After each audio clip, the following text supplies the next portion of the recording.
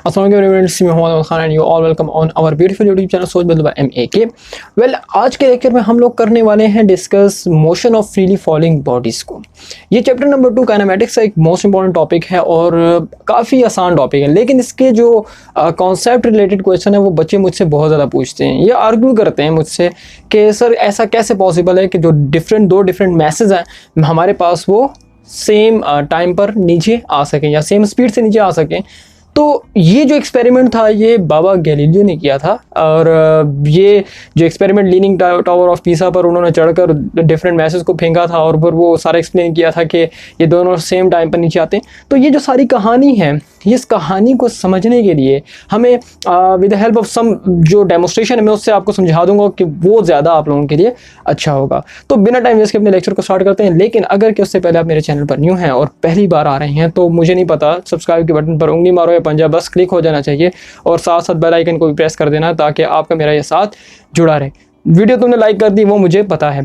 इस साल की ये आखिरी वीडियो है। मिलते हैं अगले साल में जो कि हमारा न्यू ईयर है 2022, उसमें हम मिलेंगे। अब कन्फ्यूजन ये है कि सर ये कौन सी बात आपने कही 2022 में कैसे मिलेंगे, तो ये बात मैं आखिर में बताऊंगा कि जो न्यू ईयर अभी है कल या परसों यानी कि 1 जनवरी को, तो ये जो है ये हमारे पास ये 2022 स्टार्ट हो रहा है। मैं प्रूव कर दूंगा वो बातें बाद में, लेकिन अभी अपने लेक्चर को स्टार्ट करते हैं। ओके बच्चों, अब हम उस डेमोस्ट्रेशन की तरफ बाद में जाएंगे। पहले अपनी मेन बातों को समझ लेते हैं, यानी कि इन जो मोशन ऑफ फ्रीली फॉलिंग और जो इक्वेशंस हैं बॉडीज़ की, जो इक्वेशन होंगी हमारे पास, उल्टा कह रहा हूँ, मेरे पास जो motion of freely falling objects के लिए जो इक्वेशन ऑफ मोशन होंगी तो उसको हम कैसे लिख सकते हैं या न्यूमेरिकल्स में कैसे यूज़ कर सकते हैं। असल जो थीम है वो मेरी जो इस लेक्चर का वो यही है, क्योंकि बच्चे न्यूमेरिकल्स में मिस्टेक करते ही करते हैं, उनकी जो है ना लैक ऑफ नॉलेज होती है, तो लैक ऑफ कॉन्सेप्ट भी होता है। पहले हम उसको समझ लेते हैं, डेमोस्ट्रेशन की तरफ चले जाएंगे, वो आसान है बात समझना। तो सबसे पहले आपको ये पता होना चाहिए कि जब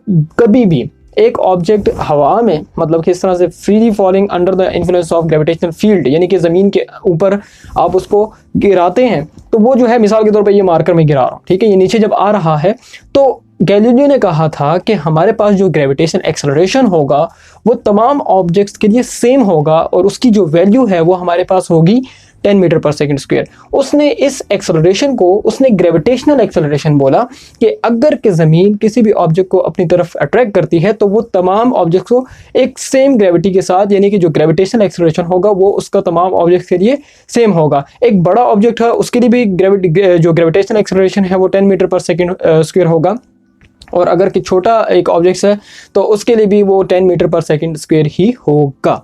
अब यहाँ पर फ़र्क क्या आता है कि जो इक्वेशन ऑफ मोशन है वो तो मैंने आपको तफसील से पढ़ा दी। अगर कि लेक्चर नहीं देखा तो डिस्क्रिप्शन में हमेशा की तरह मैं बोल के था, क्योंकि डिस्क्रिप्शन लिंक होते हैं तो आप जाके देख लिया करें, तो वो लेक्चर लाजमी देख लेना जिसमें हमने इक्वेशन ऑफ मोशंस को डिराइव किया था।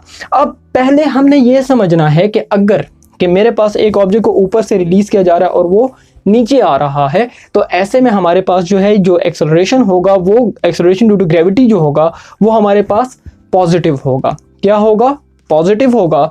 और ऐसे में हमारे पास जो ये वर्टिकल जो डिस्टेंस है इसको मैं हाइट भी बोल सकता हूँ।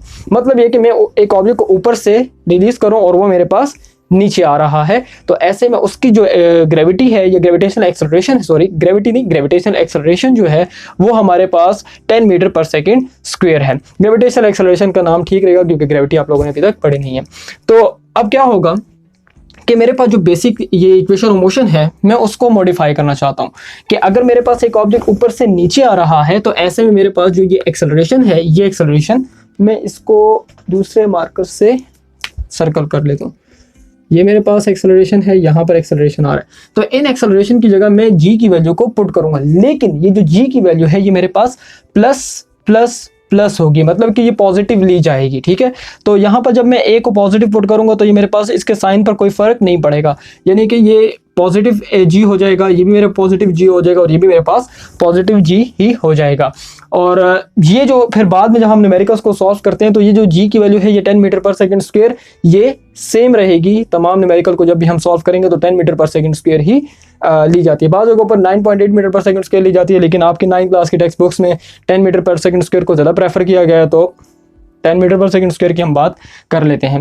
इसके बरक्स अगर एक ऑब्जेक्ट को ऊपर से नीचे से ऊपर फेंका जाता है, मिसाल के तौर पर इस तरह है और ये ऊपर की तरफ फेंका गया, ये नीचे से ऊपर जा रहा है, तो ऐसे में जब ये नीचे से ऊपर जाता है तो ऐसे में इसकी जो एक्सेलरेशन है, जो ग्रेविटी होगी, वो हमारे पास नेगेटिव होगी।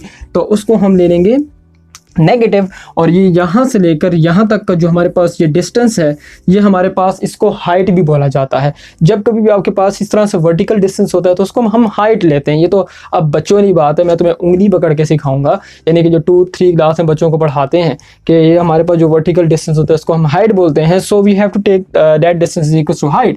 तो ये तीनों बेसिक इक्वेशन ऑफ मोशन है। इसमें हमारे पास एक्सेलरेशन, एक्सेलरेशन एंड एक्सेलरेशन। तो यहाँ पर एक्सेलरेशन एक्सेलरेशन एक्सेलरेशन की जगह हमने सिंपल जो है ये ग्रेविटी पुट करनी है, लेकिन ये ग्रेविटी जो है ये हमने माइनस पुट करनी है। तो जब ये माइनस प्लस की जगह प्लस के साथ माइनस जी मल्टीप्लाई होगा, मैंने ग्रेविटी की वैल्यू लिखी हुई है, ये ए के अंदर जिस वक्त हम माइनस जी पुट करेंगे तो ये प्लस माइनस माइनस हो जाएगा और ये मेरे पास माइनस जी आ जाएगा। And then in the same way जब यहाँ पर मैं एक्सेलरेशन ड्यू टू ग्रेविटी की वैल्यू को माइनस जी को पुट करूंगा तो वो ये प्लस के साथ plus minus minus and minus g मेरे पास इस तरह से -1/2 GT² आ जाएगा। And in the same way आपके पास जो ये एक्सेलरेशन है, इस एक्सेलरेशन की जगह जब मैं जी माइनस जी पुट करूंगा तो माइनस साइन मेरे पास बाहर मैंने ये नजर आ रहा है मेरे पास, तो माइनस साइन इसमें आ जाएगा। तो हम इसको लिखेंगे आपकी बुक में, चाहे वो पिशावर बोर्ड है, पंजाब टेक्स्ट बुक है, जो भी है, उसमें इस तरह सेपरेट करके नहीं दिखा हुआ, बस एक सर से बोझ उतारा हुआ है कि भाई ये साइड पर आपको इक्वेशन ऑफ मोशन नजर आ रही है। तो आप इसका स्क्रीनशॉट ले लीजिएगा, आपको ज़्यादा मतलब कि ये आसान रहेगी न्यूमेरिकल प्रॉब्लम में। आपने नोटिस करना है इस बात को, आपने इस बात को हमेशा जहन में रखना है कि जब एक ऑब्जेक्ट को ऊपर से नीचे फेंका जाता है तो ऐसे में ग्रेविटी जो है हमारे पास, ग्रेविटेशनल एक्सेलरेशन जो है वो हमारे पास पॉजिटिव होता है। लेकिन जब एक ऑब्जेक्ट को नीचे से ऊपर फेंका जाता है तो ग्रेविटेशनल एक्सेलरेशन आपके पास माइनस जी होता है या -10 मीटर पर सेकंड स्क्वायर होता है। तो मैंने उसके लिए इक्वेशंस को मॉडिफाई कर दिया है, तो आप ये इक्वेशन जो है अपने पास लिख सकते हैं। तो ये आपके पास जो हो गया motion of freely falling bodies.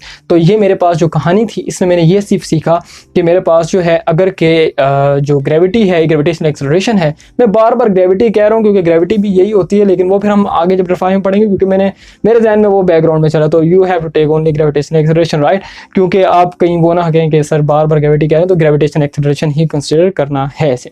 तो चलें, बस ये इतना ही था इस टॉपिक में, ज़्यादा इतना कुछ है नहीं। और बाकी ये है कि मैं आपको जो है अब मैं डेमोस्ट्रेशन की तरफ लेके जाता हूँ, तो चलते हैं अपनी डेमोस्ट्रेशन की तरफ। ओके बच्चों, अब हमारे पास ये एक कंडीशन है जिसमें हमने ये देखना है कि जब हमारे पास एक नॉर्मल रूम होता है तो उसमें अगर हम एक बॉल को जिसका वेट थोड़ा ज़्यादा है, बॉलिंग बॉल है हमारे पास, उसका वेट लेट से 1 kg है, और दूसरी तरफ हमारे पास फेदर्स हैं किसी बर्ड के, तो हम उसको गिराते हैं एक नॉर्मल रूम में, तो हमारे पास वो जो है हैवी, जाहिर सी बात है कि जो हमारे पास हैवी मैस है वो जल्दी नीचे आएगा और जो लाइटर मैस है वो देर को नीचे आएगा, जो कि आप लोगों का एक आम सा क्वेश्चन भी होता है। तो हम इसको देख लेते हैं इस डेमो को, जो कि आपकी कन्फ्यूजन होती है। तो पहले मैं आपका जो एक ऑब्जर्वेशन है उसी की बेस पे आपको ये दिखा देता हूँ, ठीक है। तो ये आपको ये स्क्रीन पर नज़र आ रही है, तो देखो हमने दोनों को सेम टाइम पे रिलीज़ किया, तो ऐसे में जो फेदर्स हैं वो देर को ऐसा ऐसा करके इस तरह हिलते हिलते नीचे आ रहे हैं और जो बॉल है वो पहले हमारे पास पहुंच गया है।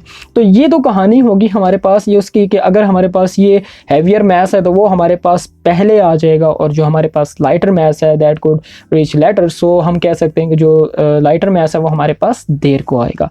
तो ये तो चलो भाई हमारी कहानी हमें समझ में आ गई, जो कि हमारी नॉर्मल ऑब्जर्वेशन होती है जिसको हम नॉर्मली ऑब्जर्व कर लेते हैं। अब इसके साथ साथ जो है अब हम दूसरी एक डेमोस्ट्रेशन को कंसिडर कर लेते हैं। तो ओके बच्चों, अब हम ऐसा करेंगे कि अब हम उसी चैम्बर में या उसी रूम में जो हमारे पास ऐसा है कि हम वहाँ पर वैक्यूम क्रिएट कर देंगे, मतलब ये कि वहाँ पर जो हवा है हम उसको निकाल देंगे। जब हम हवा को निकाल देंगे जो कि हमारे पास रेजिस्टेंस लग रही होगी, यानी कि फेदर्स पर ज़्यादा लग रही होगी और बॉल पर कम लग रही होगी क्योंकि बॉल का मैस ज़्यादा है ड्यू टू एयर रेजिस्टेंस की बात है। तो हमने जब निकाल दिया तो आप देख सकते हो कि दोनों मैसेज जो फेदर हैं और बॉल है दोनों सेम टाइम पर हिट कर रहे हैं। तो जो गैलीलियो ने कहा था कि जो डिफरेंट मैसेज हैं उससे कोई फ़र्क नहीं पड़ता, तो हैवियर मैस और लाइटर मैस जो है वो हमारे पास सेम टाइम में नीचे आएंगे। उसकी रीज़न यही होती है कि जो ग्रेविटी है वो दोनों ऑब्जेक्ट्स को सेम टाइम पर अट्रैक्ट करती है। तो ये सारी की सारी जो कहानी है, ये सारी की सारी कहानी उसी फिनोमिनन पर बेस्ड है जो कि हमारे बाबा गैलीलियो ने हमें बताई थी। तो इस कहानी को जो है हम मतलब कि इस तरह से फिज़िकली भी समझ सकते हैं। तो मुझे उम्मीद है कि आप लोगों को अब ये समझ में आ चुका होगा। तो इससे रिगार्डिंग अगर आपके कोई क्वेश्चन है तो आप मुझसे कमेंट्स में पूछ लीजिएगा और आपकी इंशाल्लाह कन्फ्यूजन जो थी वो अब क्लियर हो चुकी है। ओके बच्चों, अब मतलब कि जिसका आपको इंतज़ार था, जो आप लोग सोच रहे थे कि सर ने ये ऐसा क्यों बोला है कि जो न्यू ईयर है वो 2022 है, उसके पीछे एक रीज़न है। उसको समझने के लिए कॉमन सेंस की बात है, मैं आपको एक सिनेरियो देता हूँ। मतलब ये कि अगर कि मैं कहता हूँ आपको कि लेट्स से फॉर एग्जांपल एक इंसान है, वो एक यानी कि जहाँ से गिनती स्टार्ट हुई है, यानी कि जब सालों की गिनती स्टार्ट हुई है, एडी और बीसी वगैरह की डिटेल में नहीं जाना चाहता। मैं कहता हूँ कि लेट्स से एक बंदा है, वो ज़िंदा रहा फर्स्ट ईयर से लेकर, ठीक है, जहाँ से ये साल स्टार्ट हुए, और वो 2000 तक ज़िंदा रहा। मतलब ये कि वो पहले साल से लेकर 2000 साल तक वो ज़िंदा रहा, ठीक है। जब वो 2000 कंप्लीट कर लेगा अपनी एज, तो जाहिर सी बात है कि जब 2000 कंप्लीट हो गए तो उसकी जो है मज़ीद एक साल और ऐड होगा, जो कि 2001वां साल स्टार्ट होगा। तो वो डेट अपनी ज़िंदगी के लिए कैसे लिखेगा? वो लिखेगा 2000 एंड देन जो यहाँ पर जो फर्स्ट मंथ होगा वो होगा 2001 का, और 2001 के फर्स्ट मंथ की ये फर्स्ट डेट होगी। मतलब कहने का मेरा ये कि एक आदमी ने अपने 1 से लेकर 2000 तक ज़िंदगी देख ली। अब वो जब 2000 तक ज़िंदगी उसने देख ली, तो 2000 कंप्लीट करने के बाद वो वेलकम किसे करेगा? 2001 को वेलकम करेगा ना। ऑब्वियस ही बात है कि जो नया साल उसकी ज़िंदगी में आ रहा है, न्यू ईयर आ रहा है, वो यहाँ पर उसने मतलब कि स्टार्ट करना है। तो ये जो साल है, ये साल जो होगा ये उसके लिए 2001 होगा, और यहाँ तक जो है वो मतलब कि स्टॉप कर चुका है। मतलब ये कि जो 2000 साल उसने कंप्लीट कर लिए हैं।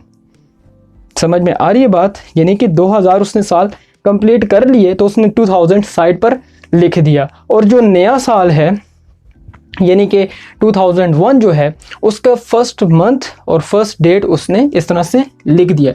अब जो ये डेट्स होती हैं और ये जो मंथ होता है ये अगले साल का होता है, यानी कि 2000 से अगला होता है। ये जो 2000 होता है ये हमारे पास एक्चुअली कंप्लीट हुआ होता है, यानी कि इसीलिए हम इसको साइड पर लिख देते हैं। ये आप लोग ये समझते हैं या हम लोग ये समझते हैं कि जो डेट्स हैं ये इस ईयर की, ये एक्चुअली इस ईयर की नहीं होती।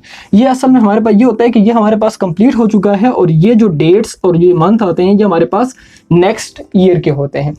तो इसी तरह अब हमारे पास जब ये 2001 कंप्लीट हो जाएगा, यानी कि इसके 12 मंथ और मतलब कि सब डेट्स पूरी हो जाएंगी, तो ये हमारे पास यहाँ पर साइड पर आ जाएगा। मतलब कि ये इस साइड पर आ जाएगा, और इसके साथ जो मतलब कि फिर नेक्स्ट मंथ हो, नेक्स्ट ईयर होगा, यानी कि 2022 जो 2002 होगा, सॉरी मैं गलत बोल रहा हूँ, 2002 होगा। तो उसका जो मतलब कि इसकी जो डेट्स हैं वो हमारे पास यहाँ पर साइड पर आएंगी। तो ये कंप्लीट हो चुका है, इसको हम कंप्लीटेड लिख देते हैं, कंप्लीटेड हो गया, और ये भी मेरे पास कंप्लीटेड हो गया।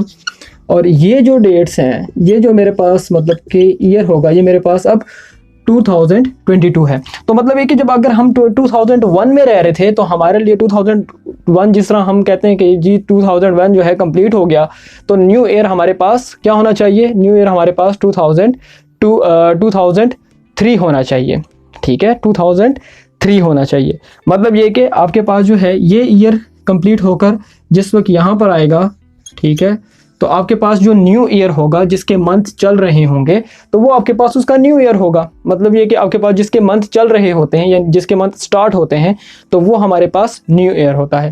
अब क्या होगा कि फॉर एग्जांपल मेरे पास जो है अब ये अपनी जो इस ईयर है यानी कि 2020 के साथ जो हमारी डेट्स चल रही हैं, तो इसको थोड़ा सा देख लेते हैं। अब देखो गौर से कि अगर कि मैं आज डेट लिखूं तो मेरे पास डेट आ रही है 30/12 और 2020।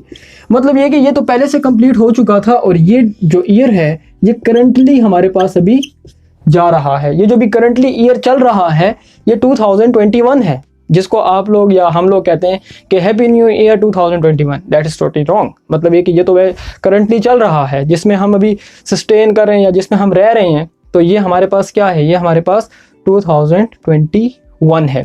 तो ये हमारे पास 2021 है। जब ये कंप्लीट होगा तो ये इसी तरह यहाँ पर आएगा और नया ईयर जो है वो यहाँ पर उसकी डेट्स चलेंगी, वो हमारे पास पहला मंथ और पहली ईयर होंगी, जिसको हम कहते हैं कि वो हमारे पास क्या होगा, 2022 होगा। मतलब ये कहने का कि जब ये कंप्लीट हो गया तो उसके साथ जो न्यू ईयर है, यहाँ पर न्यू ईयर, उसकी डेट्स चलेंगी और वो हमारे पास 2022 होगा। तो ये हमारे पास न्यू ईयर की कहानी होती है। जब हम वेलकम करना चाहते हैं तो हम इस तरह से दूसरे ईयर को मतलब के वेलकम करेंगे, जो कि हमारे पास क्या आ रहा है, जो हमारे पास 2022 आ रहा है। तो अभी मैं अगर आपसे कहूँ कि इस डेट के अकॉर्डिंगली आपका जो न्यू ईयर है, तो वो आपका न्यू ईयर ये नहीं होगा, 2021 नहीं होगा, आपका न्यू ईयर 2022 होगा। क्योंकि न्यू ईयर का मतलब ये कि जिसको आप वेलकम कर रहे हो, तो वेलकम आपने इसको करना है और इसकी डेट्स आपके पास साइड पे चलेंगी। इस तरह से आप जब डेट लिखेंगे तो आपको खुद ही पता चलेगा कि मतलब कि आपने 2021 लिखेंगे और यहाँ पर आप अपने डेट्स लिखते जाएंगे, तो वो जो डेट्स होंगी वो एक्चुअली आपके पास 2022 की होंगी। तो ये कहानी होती है न्यू ईयर की। अब जिसको समझ में आ चुकी है तो वो तो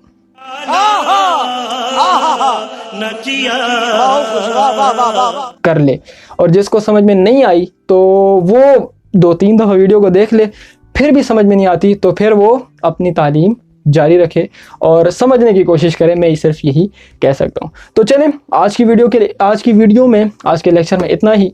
मिलते हैं अगले लेक्चर में, तब तक के लिए अपना बहुत ख्याल रखिएगा। मुझको इजाज़त दीजिए। अल्लाह हाफिज़।